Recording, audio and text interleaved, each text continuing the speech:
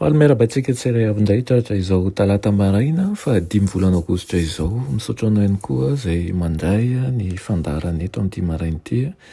Manana fahasoavan'ny tompo aminao ihany koa. Alandirantsika ny amin'ny mofonainan'io dia vavaksika. Ny tompon'Andriamanitra ho vepisaoranao izay ny amin'ny tombontsoana izay omenao anain'io. Mangataka ny fanatsianao feno ary mangataka ny fiasanao izay ny teny izay ho raisinay anio atonga anay azoto andinika ny teninao. Fa indrindra tonga anay ihany koa hanakaiky bebe kokoa anao amin'ny fahasoavana ary ihany koa ahafahanay mandroso tsaratsara kokoa amin'ny fiainanay. Mitenena ray fa voninkaina anao zahay aminaran'i Jesosy. Amen. Lohateny mofinainantsika androany dia manao hoe hamokatra be ho an'ny mpiasa mazoto ny tany. Alaina amin'ny Ezekila 7:7 manao hoe ary hamoa ny hazo any an-tsaha sady havokatra ny tany ary andro fahizay amin'ny tany izy ka dia ho fatany fa izao ny Jehova raha ho tapako ny ziogany ary ho vonjeko amin'ny tanan'izay nampanompo azy izy. Amen.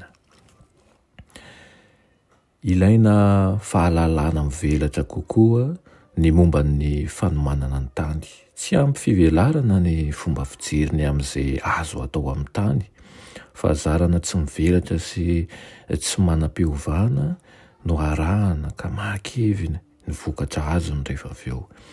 Noho izany dia ilaina fahaiza-manao feno fahalalana sy no hatsaraina ny famolavolana ny fomba fiasa amin'ny fambolena, ao anatin'izany ihany koa amin'ny fanorenana trano ary amin'ny sehatra hafa mba tsy hahatonga ny mpiasa hiasa nefa tsy hahazo vokatra.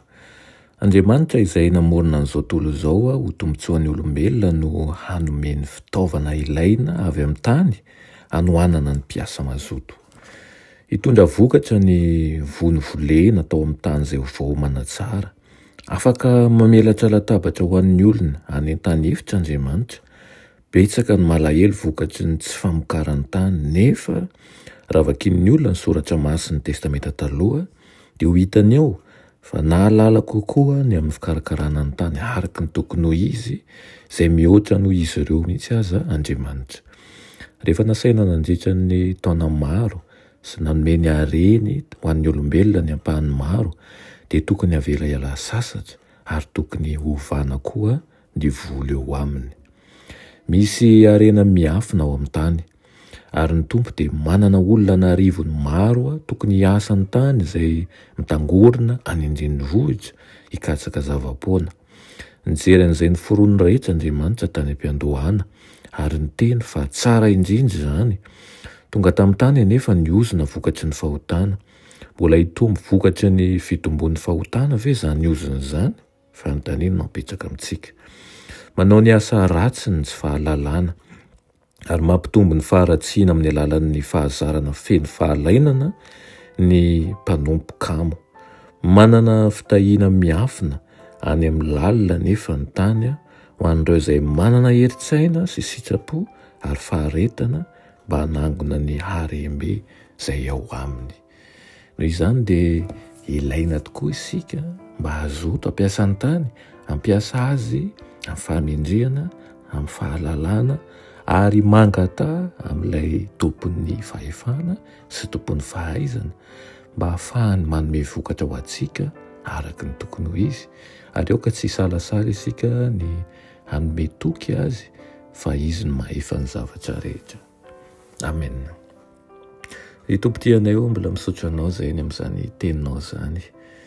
Ampianaro izahay mba hahatoky anao bebe kokoa hatrany ka handeha amin'ny toerana izay andefasanao anay hiasa-pahatokiana ary hamafy ny voa eo amin'ireo izay irianao hanaovanay azy.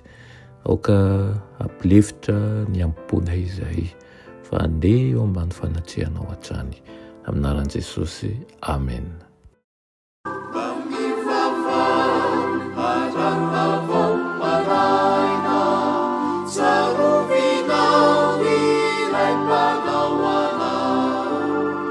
Izay niaro ny fara